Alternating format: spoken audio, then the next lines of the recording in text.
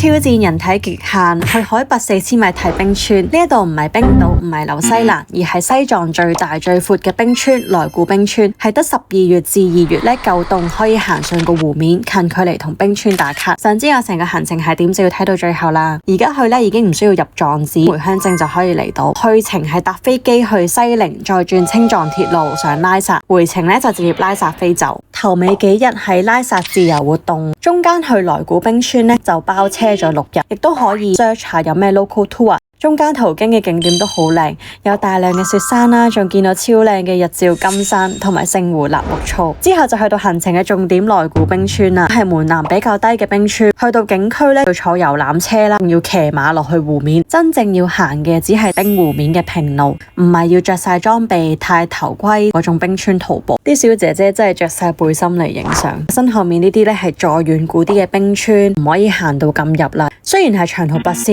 又凍又乾，但係如果你都想近距離又着到隻雀咁樣打卡呢個冰川嘅話咧，我都覺得好值得一嚟嘅。留言西藏，我將行程資料 send 晒俾你。下條片分享藏服寫真嘅過程，遇到100萬粉絲嘅網紅攝影師啊，記得 follow 我。